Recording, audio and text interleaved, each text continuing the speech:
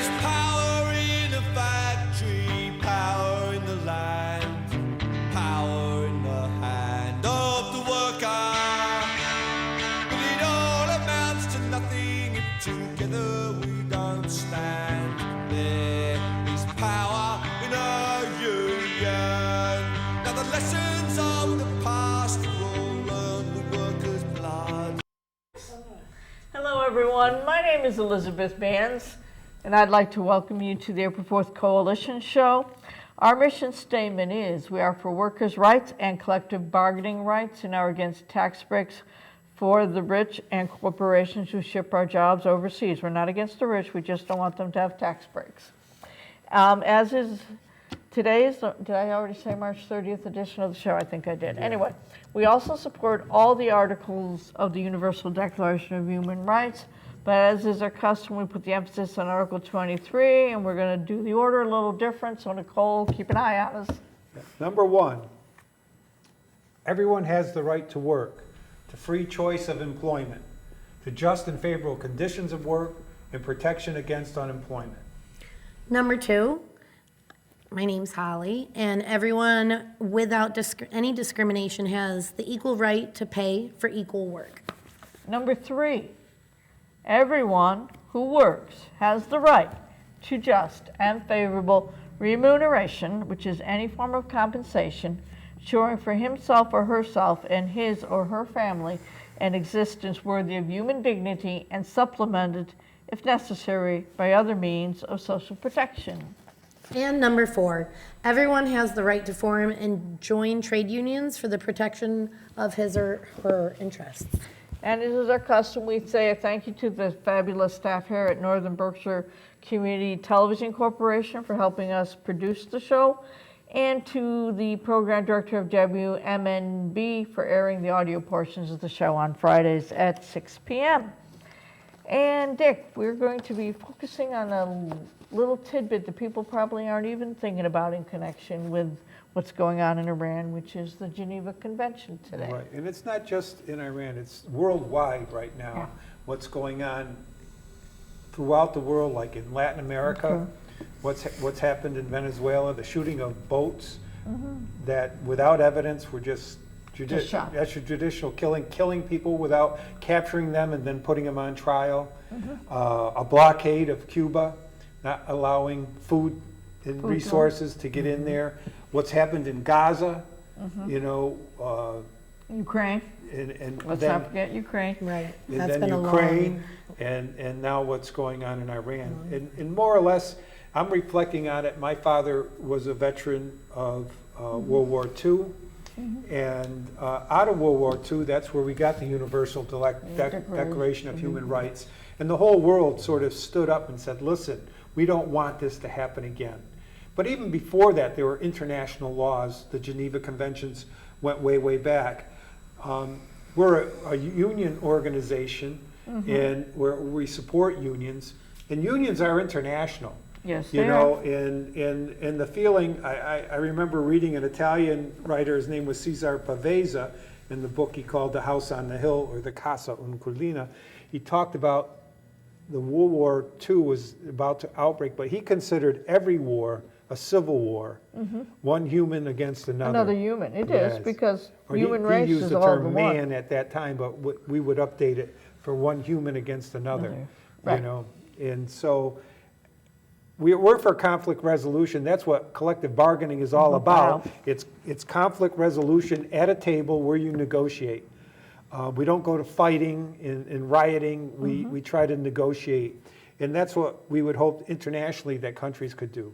That would be nice. Yes. But we're not seeing that right now, No, and we're not no. even seeing I mean, In- Trump just pushed through and made this war happen, and we didn't Right. get to To It- say. have Right. any say. We just, yesterday was the No Kings rally, and I was able to go to that, and I guess 8 million people, over 8 million people participated in this country, and then there were others in other countries too.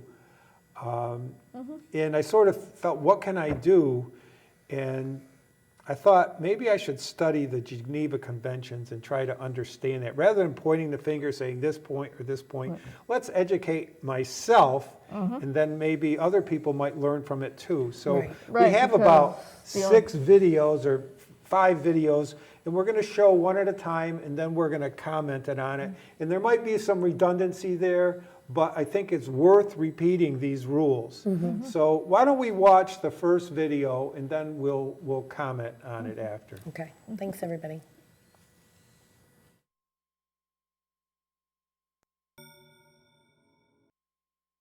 International humanitarian law protects people around the world by limiting suffering caused by war. The 1949 Geneva Conventions, agreed to by countries worldwide, draw clear distinctions between those who are fighting and those who are not, such as the wounded, civilians, and prisoners of war.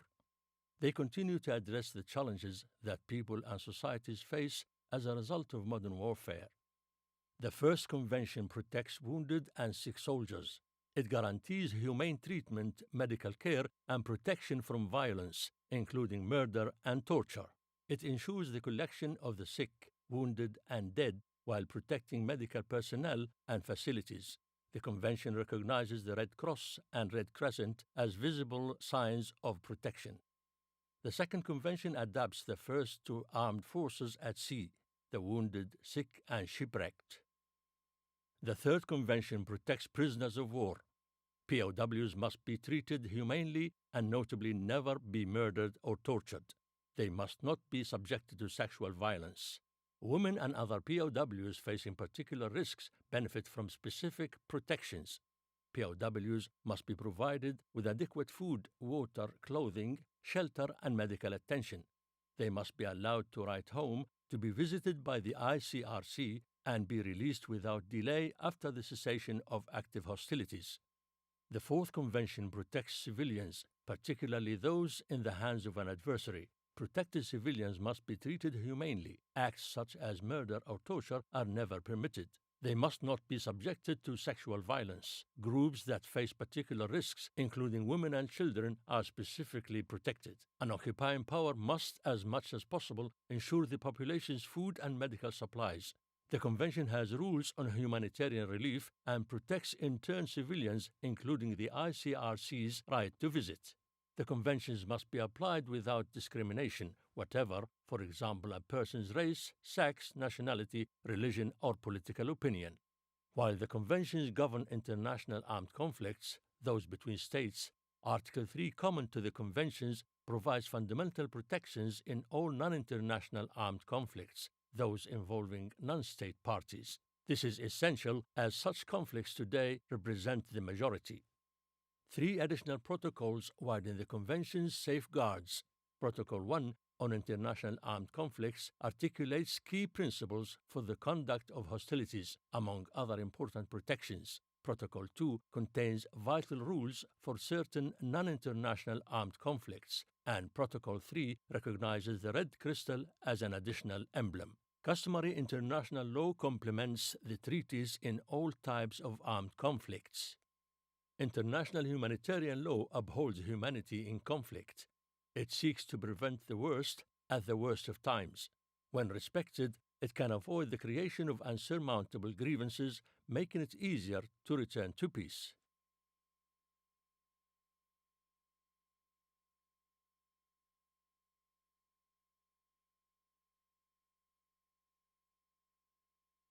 Never thought there were any rules to govern behavior in wartime or in being occupied. And I'm looking at it and think, and the idea is to get you to talk rather than shoot each other. From what I got out of it is that treat everybody like they're human beings, so you see them as people and not enemy or other, the other tag words that dehumanize and so forth. And hopefully the idea is that you'll eventually start talking to each other. Yeah, I mean, that was my take from it, is as I'm watching it and I'm questioning, where is our solidarity? Where is our solidarity for humanity or our empathy? And I don't feel like any of those rules are being followed. And that's a really shocking thing. And just the fact that a lot of us don't know what, or didn't know what the Geneva Convention even was. It's not being taught or talked about enough. Right. The thing that struck me the most is allowing food in. What we've seen in Gaza and what's going on in Cuba, thinking you can blockade, Right. areas and not bring food in. You have a commitment to allow those children, women and children and Yeah. civilians to have food and adequate medical care. And also it showed about the boats. And, Right, the people in, that's always been maritime law to begin with, is that yeah. if somebody's in the ocean and they, you have to rescue them from. You don't take a shoot second them, shot. got at 'em, It's- and you so- rescue them. So even as our U.S. Navy or whoever was shooting at the boats, once the boats were disabled and people were in the water, your obligation is to rescue them at that point. The better point would be to Not use, shoot at use all. the Coast Guard and arrest them. Now, Right. this guy, Timothy Snyder, he wrote the book on tyranny, and he taught a course on the history of Ukraine, and I've been rewatching it. We've showed it, but I'm rewatching it. And one interesting thing that he talked about was the word slave comes from the word Slav, the Slavics, and and the general rule was you couldn't enslave anybody that belonged to your religion. So someone would, if you're get baptized as a Christian, well, you're protected. Christians aren't going to make you slaves. Or say you're another religion, if you're a Muslim or something. If you're another Muslim, we can't enslave you. No, but we can make you a servant. We got to get beyond those categories Those of labels. religions, Right. because we look at the core of all those religions. They all say respect humanity and respect life. I don't care how primitive we might consider a religion, they always say to live in balance with all living things in the world around us. They do. But let's watch the next video and see what we can learn from the next one.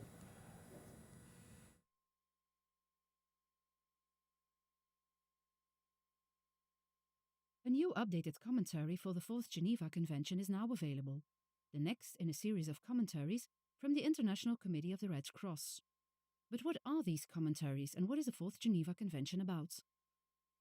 The four Geneva Conventions of 1949 are core treaties of international humanitarian law, which seeks to limit the effects of armed conflict. The ICRC's commentaries serve as practical reference tools to help practitioners and scholars understand the Geneva Conventions and how each provision is interpreted and applied across the globe today. More than 75 years have passed since the conventions were formulated. Since then, the world has changed in ways the original drafters could not have predicted. Technologies have progressed and international law has developed. We have a better understanding of how armed conflict affects groups or individuals differently, based on, for example, their gender, age, or disability. In particular, children affected by armed conflict are entitled to special respect and protection. Each of the four conventions protects a specific group of people in international conflicts. The Fourth Geneva Convention focuses on protecting civilians. Here are 7 crucial ways it does so. Humane treatment. The convention requires that civilians be humanely treated.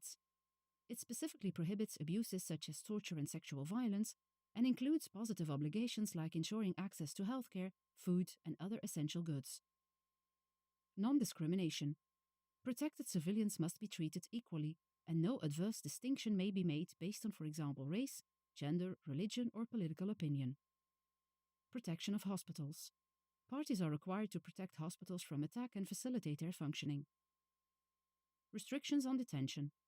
The convention restricts the possibility of detaining civilians or limiting their movements. Civilians must only be detained when necessary for imperative security reasons, and measures must comply with strict legal conditions. The convention imposes protection for detainees, including detailed requirements for their living conditions. Protection in occupied territories. The provisions also extend to civilians within occupied areas, seeking to address their specific vulnerabilities. Accounting for the separated, missing, and dead. The convention sets out a system for registering and sharing information about protected civilians to prevent disappearances and fulfill the right of family members to stay in contact and know the fate and whereabouts of their relatives. The Fourth Convention protects the work of the ICRC and other impartial humanitarian actors.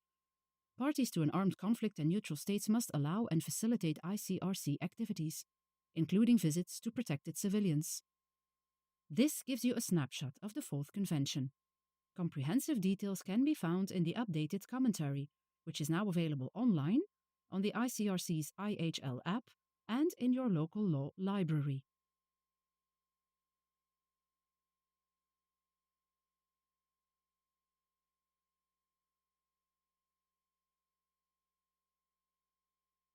Wow. Well, my question is, why is that not being honored in other countries or even our country for that matter? What That- stands out to you?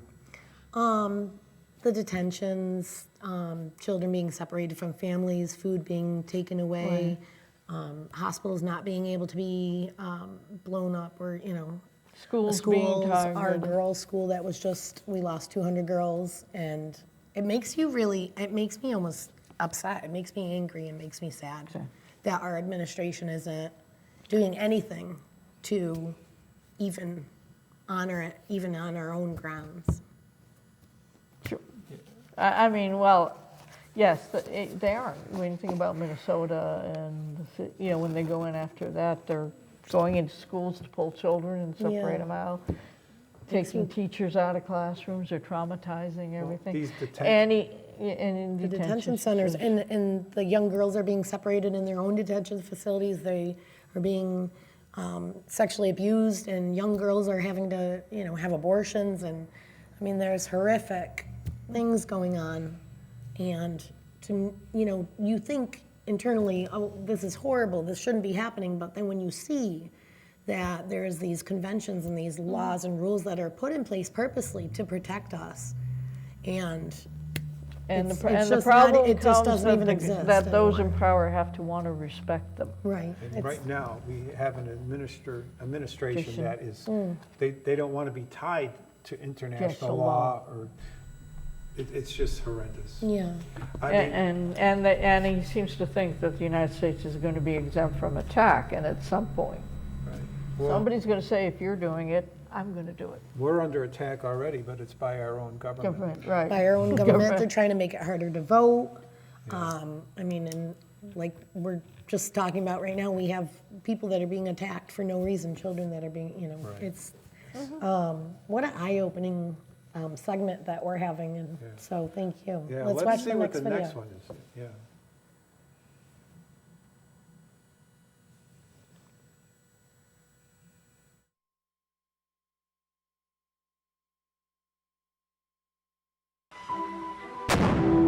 Every time in war, An ambulance isn't held at checkpoint. A wounded person isn't denied treatment.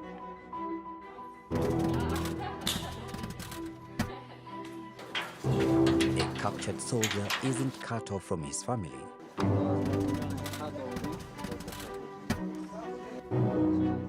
And aid isn't blocked.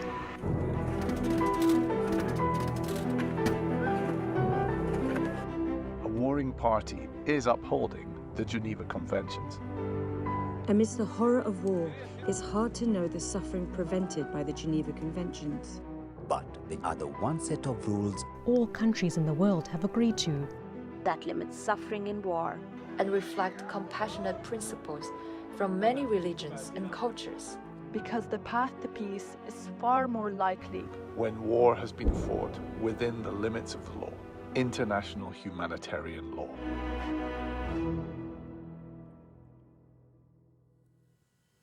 Well, I would say up until a few years ago, we all agreed on them, but now, It's what, I think we really took it for granted, though, We took didn't it for granted, yeah. We didn't even know what we did have. Or, well, I mean, we all voted the same, but, you know, Oh, yeah. like, as No, a country, but, we, you you know, know, we made decisions. we make Decisions were decisions. There Right. was, you know, I can remember during the Vietnam War, there was, you know, the My Lai massacre. Right. And that was, you know, it was a terrible thing. And war is not War is something not to enter lightly. They're not easy to end. Nope. But let's go on to the next one. I don't want to, Take up too much time. yeah. Let's see what the next one shows.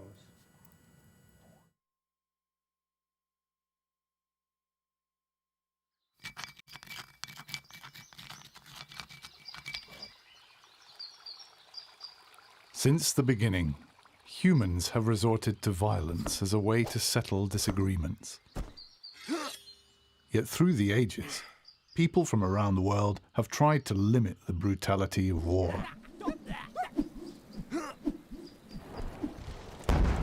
It was this humanitarian spirit that led to the first Geneva Convention of 1864 and to the birth of modern international humanitarian law. Setting the basic limits on how wars can be fought, these universal laws of war protect those not fighting, as well as those no longer able to.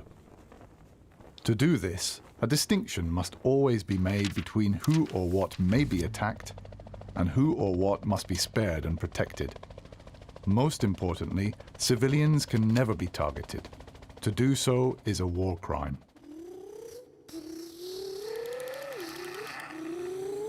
When they drove into our village, they shouted that they were going to kill everyone. I was so scared. I ran to hide in the bush. I heard my mother screaming. I thought I would never see her again. Every possible care must be taken to avoid harming civilians or destroying things essential for their survival. They have a right to receive the help they need.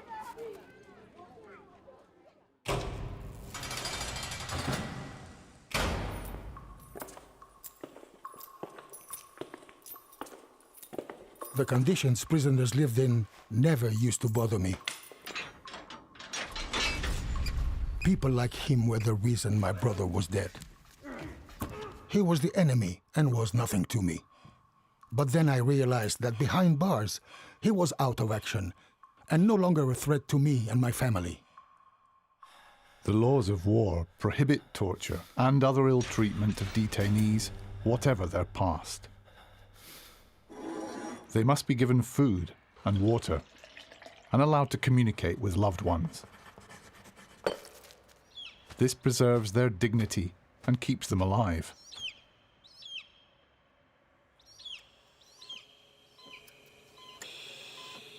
Medical workers save lives, sometimes in the most dangerous conditions. Fighters from both sides were wounded in a deadly battle. We were taking them to the nearest hospital. At a checkpoint, a soldier threatened us to treat his men only. We were running out of time, and I was afraid that now all of them were going to die. Medical workers must always be allowed to do their job, and the Red Cross or Red Crescent must not be attacked. The sick or wounded have a right to be cared for, regardless of whose side they are on.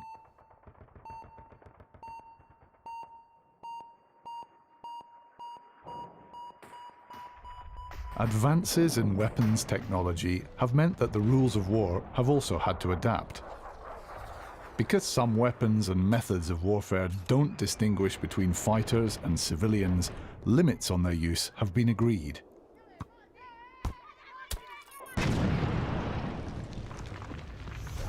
In the future, wars may be fought with fully autonomous robots. But will such robots ever have the ability to distinguish between a military target and someone who must never be attacked?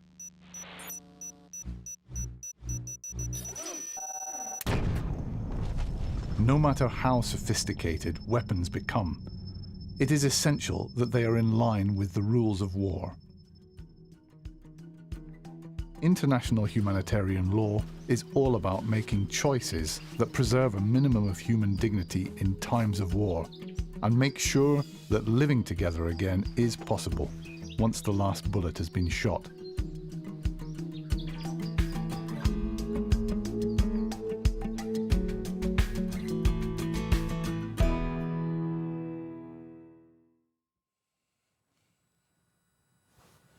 I think that's the hardest lesson we've yet to learn at living together after the last bullet has been shot.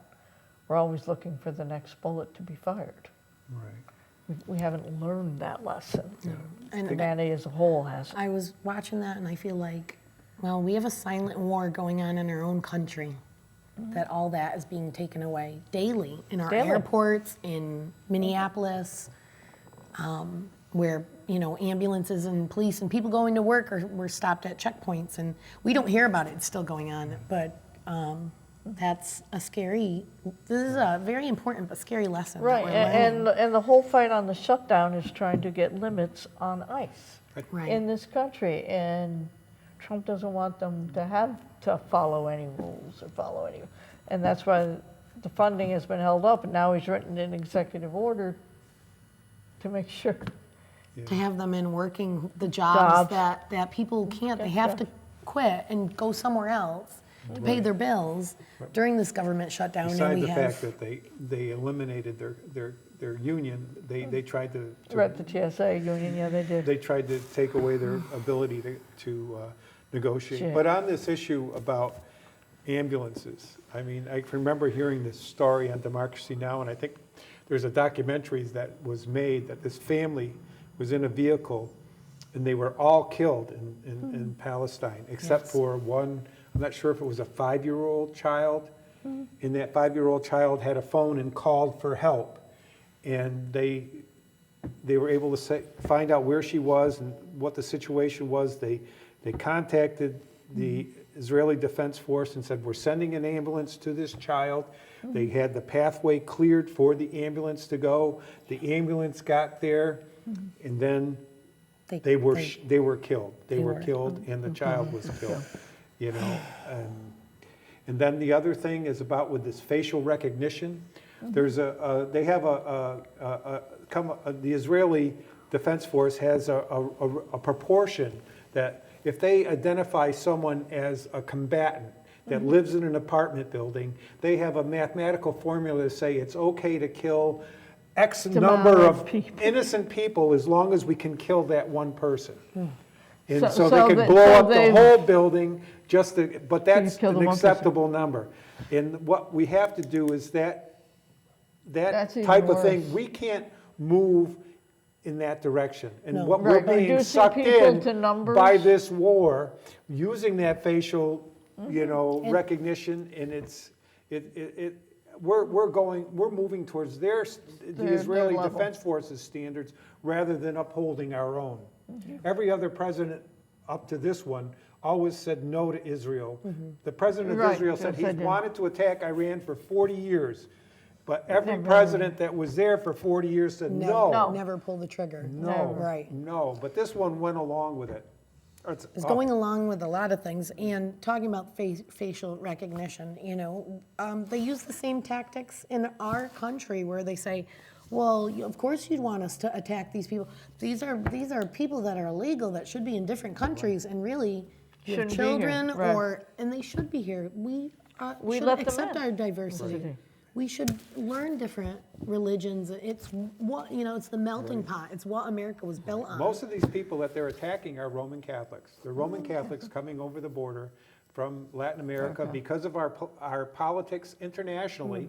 We set up a system where people have to flee their country because we're negotiating with governments that don't treat them well. like people. Correct. Right. You know, And my fear is we are becoming like those third world. I mean, we still have many rights.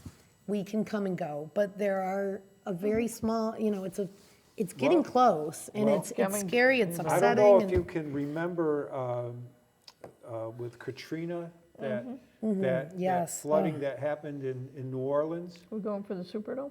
Huh? Are we going for the Well, Superdome? no, what I'm saying is, you know, I was a letter carrier at that time, and I saw the news, and, you know, I said it right on the workroom floor, you know, because they were saying how food couldn't get in there or whatever. Yeah. I said, let's take our trucks, not deliver the mail today, let's fill up our trucks, give us the gas cards, we'll bring our trucks down, and we'll just bring the people out of the country, you know, out there and bring them out. Let's use the entire Postal Service trucks to bring these people out, save them, or bring food in. Yeah, and But we need more didn't people choose like to you. do that. Yeah. We didn't choose to do that, and as a matter of fact, they had people making sure that the people in New Orleans didn't come out into their state. They didn't, you know. Or so even leave the Superdome. Right. refugees. So that was the same thing. They treated them like illegal immigrants. Yeah.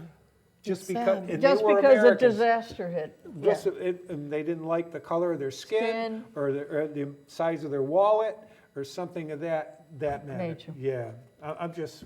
Oh, I'm sorry, but let's We watch need the more next people one. like us, and that is why it's so important that we are on TV with you folks, because we need more people And to who be have honest, we're solidarity. actually at the end of the show. Well, So- if we can show one more, can we do that?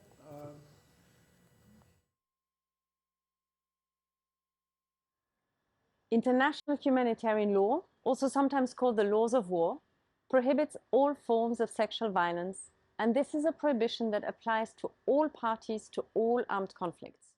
The term sexual violence describes any act of a sexual nature committed against any person by force, threat of force, or coercion. And coercion can be caused by circumstances such as fear of violence, duress, situations of detention, psychological oppression, or abuse of power. Rape is a specific form of sexual violence, but sexual violence also includes other acts such as sexual slavery, enforced prostitution, forced pregnancy, and enforced sterilization.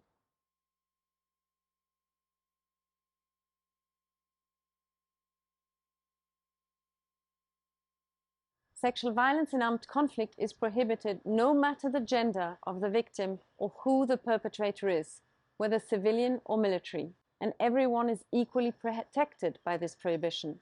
While women and girls constitute the majority of victims and survivors, men and boys are also affected.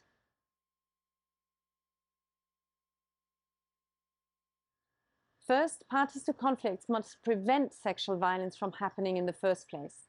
This concerns notably their armed forces and others acting under their control. So sexual violence prevention must be part of the training of the armed forces. Second, if sexual violence occurs, international humanitarian law requires that victims and survivors, like all wounded and sick people, receive medical care to the fullest extent practicable, with the least possible delay and without discrimination. Finally, sexual violence is a war crime, which states must investigate and, if appropriate, prosecute. This requires having legislation in place that allows them to prosecute the perpetrators.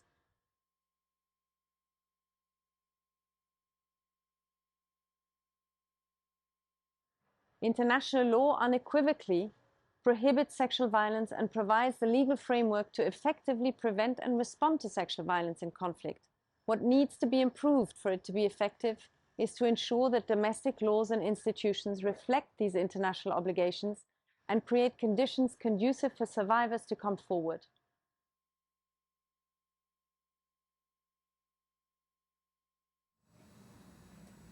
So again, recognition is the key. Yeah, I And just think enforcement. that- You got to agree to do it, and if you don't, You need to Right. train people. There's You a- don't say that this type of training is extra, has nothing to do with the Army. We have Yeah. a Secretary of Defense who has said that, he doesn't want DEI or anything else.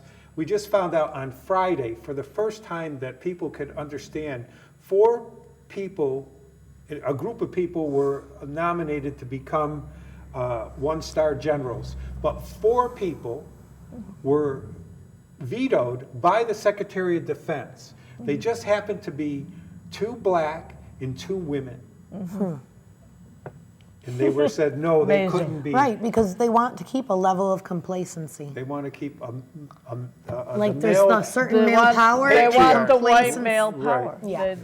That's the idea. And if you let women in, you let other Then we're gonna ethnicities in, stir the trying to pot. struggle to the right way, other ethnicities Right. in, then you're diluting your power. When you have women in charge as generals, it's going to be a priority to make sure that sexual violence isn't perpetrated Perpetrated. by the troops below, and that everything is, it's just, I don't know. I'm very thankful to the International Committee of the Red Cross for putting out these videos. We have other videos that we'd like to show, but thank you for your patience, and thank you for being with us today. And we hope, we can bring peace and power to the people. That's right. Thank Yeah. you guys. Thank you everyone. What an important topic. So thanks for tuning in. Yep. See you See you too. next week. Yeah. Tune in, turn on, drop out. Mistakes of the bosses we must pay for. cities and the farmlands to trenches full of mud. War's always been the boss's way, sir. The Union forever defending our rights. Down with the black label workers unite. With our brothers and our sisters